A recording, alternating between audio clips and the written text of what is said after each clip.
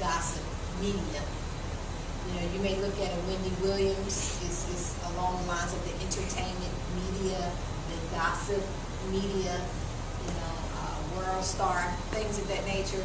So if that's your intent, you better have a good reason behind it. And that good reason would be because you are known for gossip media, if that makes sense. Meaning, I'm not going to ask a question that I know is going to spark outrage within someone. You see what I'm saying? Because that's not my intent. I'm not here to offend you. I'm not here to anger you. But if I'm asking you a question with the intent to get a reaction out of you, you as the interviewer better have a good reason why. Because that reaction that you're looking for, you're going to get it because you already know that's your intent. So if you ask a crazy question, you're going to get a crazy response. You see what I'm saying? But you need to have a really good reason why. So I would assume that reason would be you're into gossip entertainment. That's your thing. Everybody has their own thing.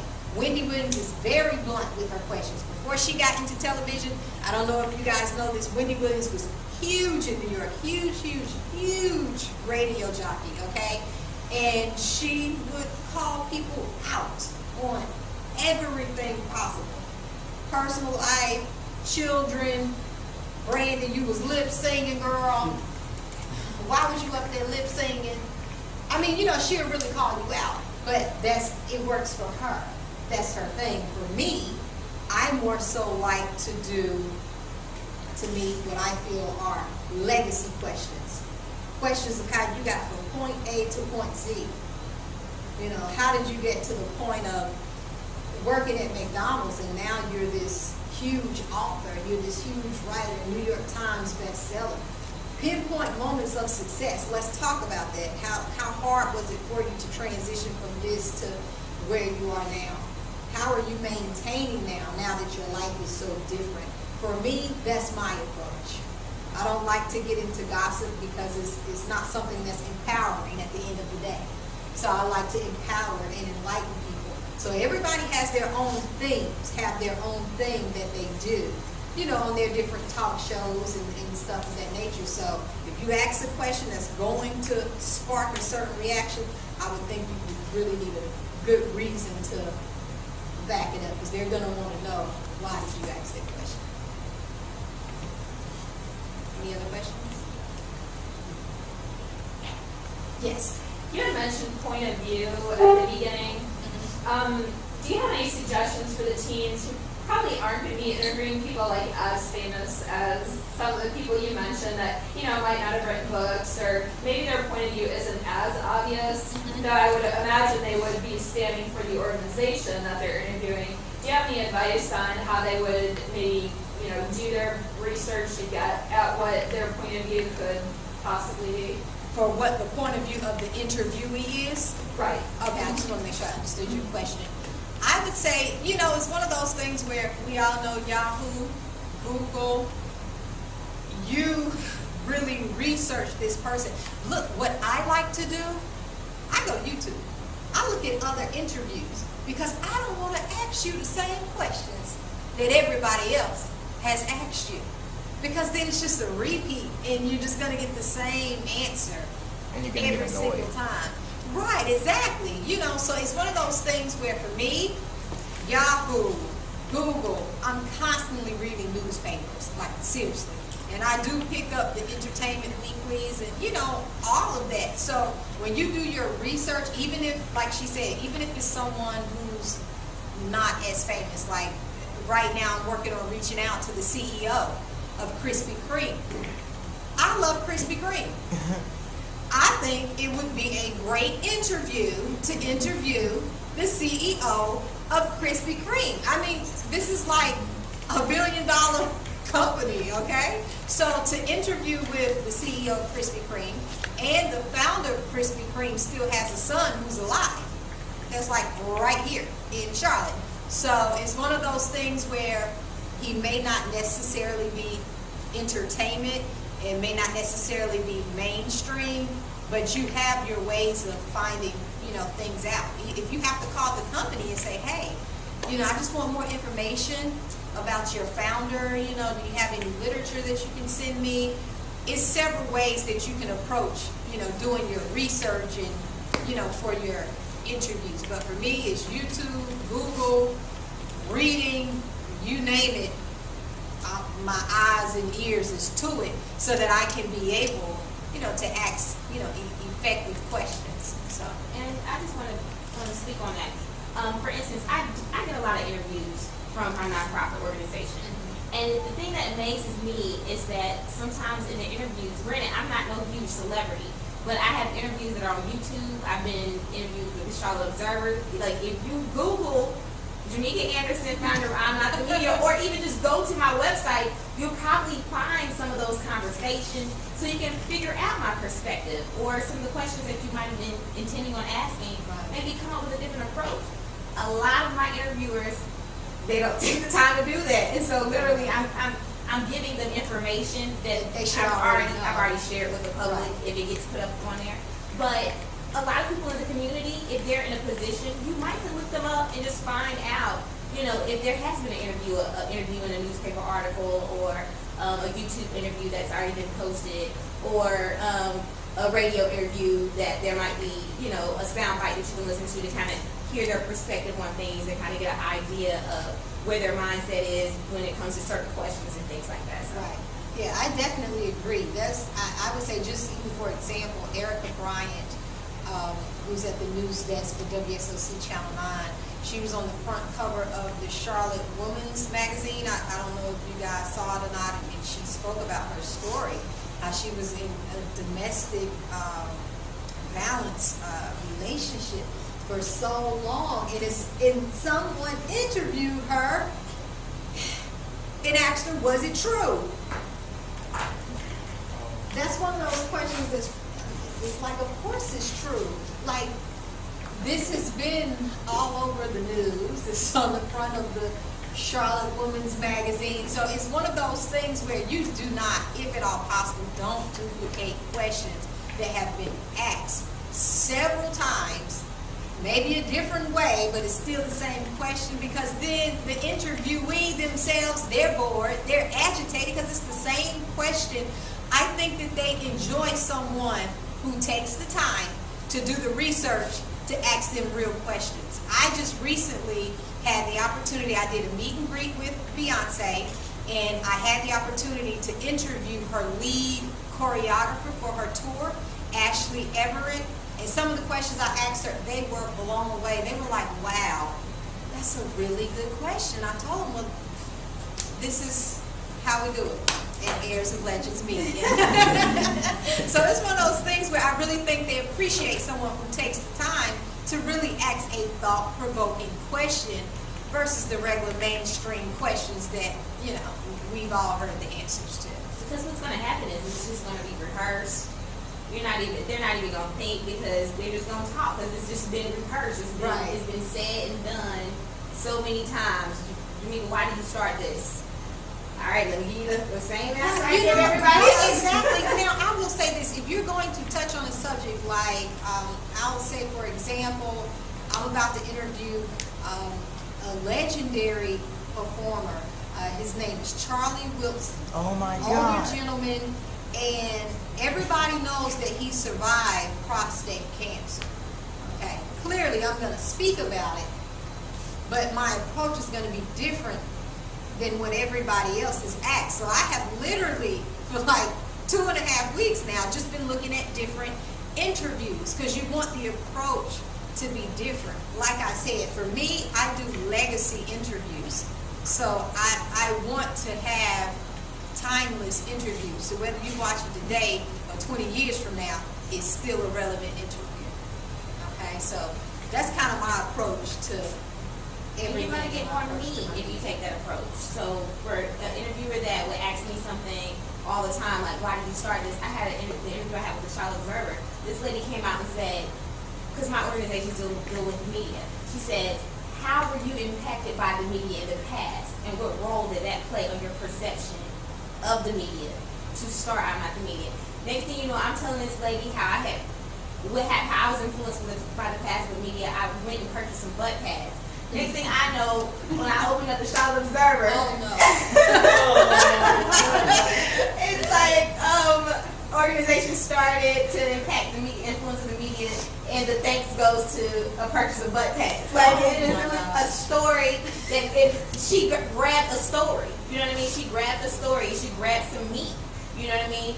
And I mean that probably was the most interesting interview I had because her approach to the different questions, she made me think. I couldn't just give her a rehearsed answer. So you know. And that's what I like. Just me personally, I love asking questions that catch people off guard, but not to provoke them to anger or wrath. You know, that's not it, but just something to make them be like, okay, she actually did her homework on me. That's very important. Yes. I have a question. Of course, you interview artists, athletes, you know, a variety of people who are popular.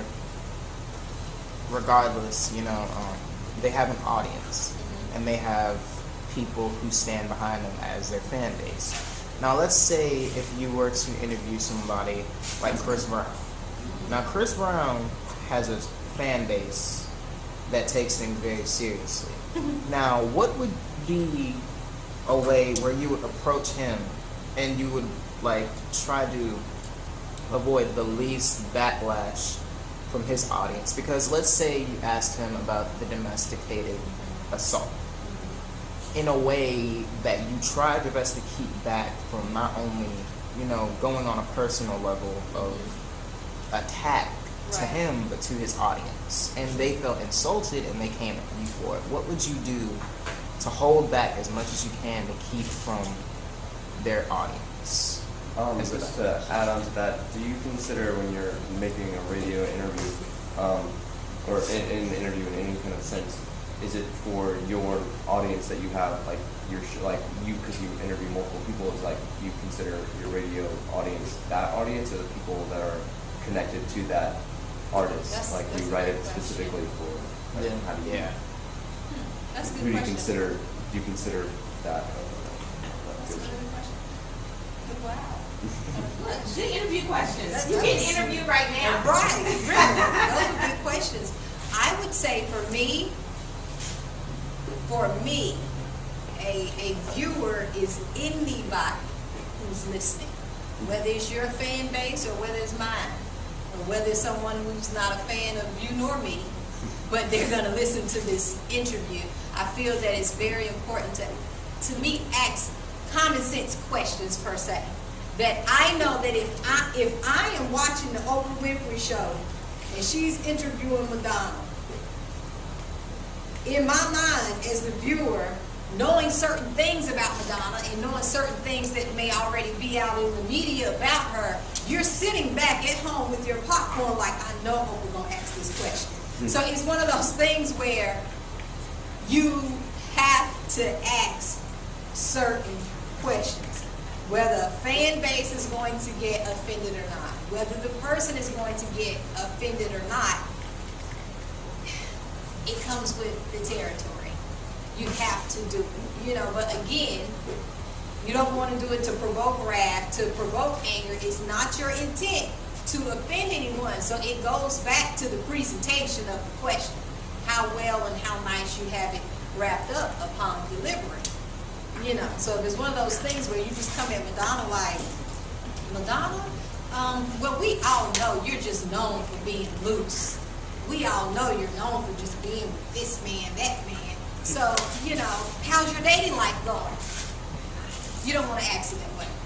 I mean, you know what I mean? So it's something to where you say, hey, Madonna, you know, the public talks about the different relationships that you've been in, the ups and downs that you've had with, you know, multiple dating partners. So right about now, how is your love life going? It's two different total ways of asking the question. Yeah, from being straight belligerent to being conservative about it. Right, absolutely. Yeah, because you don't want to offend anyone. That's not the purpose of it all. But you cannot control if someone gets offended per se. It's about how you come off, but also how they Right. take it. Yes, it's about everything. Your poise, your body language, the tone of your voice. Are you making eye contact, or are you asking the question and talking while you're looking somewhere else? You know, it's one of those type of ordeals. But as far as him, yeah, by all means, the audience is whoever's listening and whoever's watching, whether it's their fan base, mine, or either or. You know, so that's just kind of how I handle things. Any other questions? Guys, gals? Did you know your great-grandfather? No, I didn't. I don't want to tell my age. However, he You're not passed that old. away before I was born. Okay.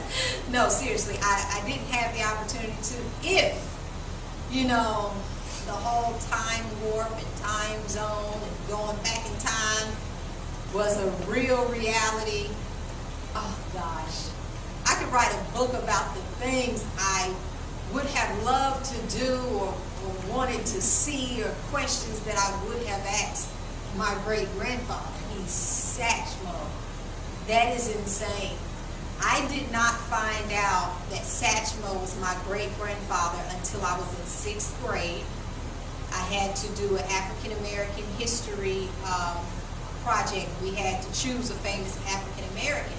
So it's really funny because it just happened so casually. So I have this book and I'm going through, and this is literally how it happened. I'm going through this book, and I think Jackie Robinson, who was a baseball player that was there. They had Lena Horne, and then it was a picture of a guy who had a horn. And I told my mother, literally, I said, Mom, I think I'm gonna do my project on this guy. She was in the kitchen cooking. And she was like, who? And I said, this guy right here. I said, he looks pretty cool. My mom comes to the table. It says, that's your great-grandfather. What? I was like, huh? I'm like, this guy? I was like, no. It says his name is Louis Satchmo Armstrong. And that's what she tells me. She said, Antriece, I've been waiting for you guys to get older so that we could understand the importance of who he is and what he contributed. Wow. You know, just to American musical history. It's bananas. And my mom literally sat me down. She went up to the attic, I believe. It was to the attic. And she pulled out a trunk. And that's when she started showing me pictures and everything. And it blew my mind. And from that point, going forward, it did something to me. It's almost as much as I have words to describe things, I almost can't describe it. It was one of those things where I felt like, wow, I can't believe someone who's related to me has done all of these great things and all of these great achievements, and he stood for something, even down to when they, schools, were segregated and things of that nature. And he took a huge stand against the president at that time, where the first set of young black African American girls were going into school and they were getting spitted on, spat on, and things of that nature. And he's like, hey, if I see one more little black girl they spit on, I'm not performing tonight. He was performing in the president's hometown or something like that. So it's one of those things where, for me, I think this is why I take my broadcasting so serious, because I get it. He stood for something, and it truly allows me to be here today, if that makes sense. So it was interesting how I found out, but it really changed my life. It impacts me greatly. It's not a day that goes by that I'm just like, wow, I have like Louis' blood. It's pretty deep. I don't want to. I would have great shoes, really huge shoes to fill, and they may never get filled to the point of Louis Armstrong. But I want to do his legacy some justice of just doing something great, to the magnitude that I can do it up to the best of my ability, because I feel like that's what he did. He started out as a very troubled youth. Satchmo would get into trouble all the time. He used to pop off guns in the air. He used to back talk, and that's how he got his name. I don't know if you guys know that or not.